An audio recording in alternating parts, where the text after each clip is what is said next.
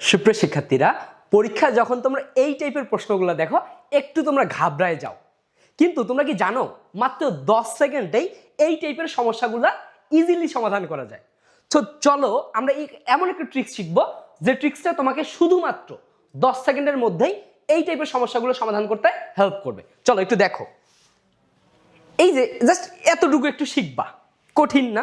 কি বলছি দেখো তো, দুটো সমান ভেক্টর পিকিউ, মানে দুইটা ভেক্টরের মান সমান, পিকিউ এর মান সমান এবং তাদের মধ্যবর্তী কোণ আলফা।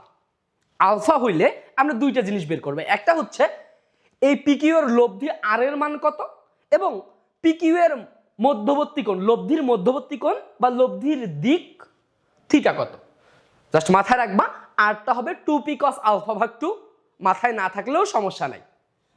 আরেকটা জিনিস যে লব্ধির দিকটা হবে আলফা ভাগ 2, তার মানে সমমানের দুইটা ভেক্টরের লব্ধি মধ্যবর্তী কোণকে সমদ্বিখণ্ডিত করে। কি করে? সমদ্বিখণ্ডিত করে। ওকে, কথাগুলো এলোমেলো লাগতেছে, দরকার নেই। দেখো এই তিনটা পয়েন্ট একটু মাথায় রাখো তো ভাই। কি দেখো, পি কিউ দুইটা ভেক্টর সমান, কি বলছি, পি ইকুয়ালস টু কিউ, দুইটা ভেক্টর সমান, তাদের মধ্যবর্তী কোণ যদি 120 ডিগ্রি হয়, যদি 120 ডিগ্রি হয় মাথায় রাখবা লব্ধিটা হবে তাদের মানের সমান, আর হবে তাদের সমান। কি বলতো? তাদের সমান, বুঝছো? আর হবে তাদের সমান, মানে R equals to P equals to Q. Clear? অর্থাৎ পি কিউ এর যেটা মান তার মানই হবে লব্ধির মানের সমান যদি মধ্যবর্তী কোণ 120 ডিগ্রি হয়। তাহলে বলো তো ভাইয়া, আমার থিটাটা কত হবে? আমার থিটাটা হবে জাস্ট আলফা ভাগ 2, তার মানে কত? 120 ভাগ 2 মানে কত? 60 ডিগ্রি। বুঝতে পারছো? ওকে, এরপরে দেখো দুটো সমান ভেক্টর পি কিউ, তাদের মধ্যবর্তী কোণ যদি 90 ডিগ্রি হয়, কি হয়?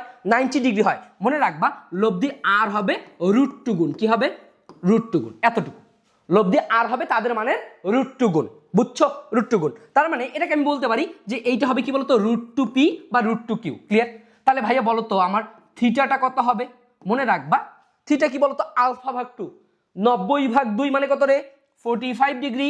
45 ডিগ্রি। ক্লিয়ার?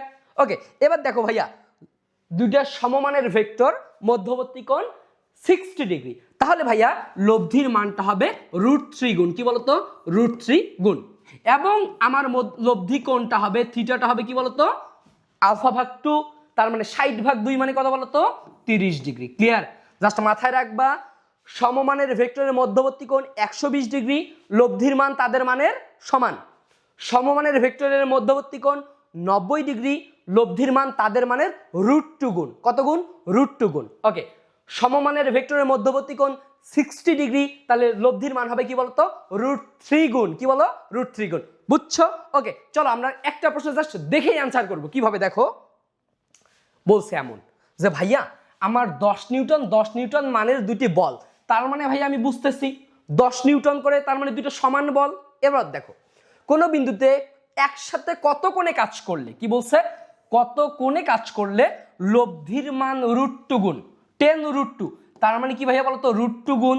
বলতো √2 গুণ, তাই না? কত কোণে কাজ করলে √2 গুণ বলতো? 90 ডিগ্রি। বুঝছো? আলফাটা 90 ডিগ্রি, তাই না? বুঝছো? তাহলে দেখো লব্ধির মান √2 গুণ কখন? যখন আমার আলফা এর মান কত বলতো?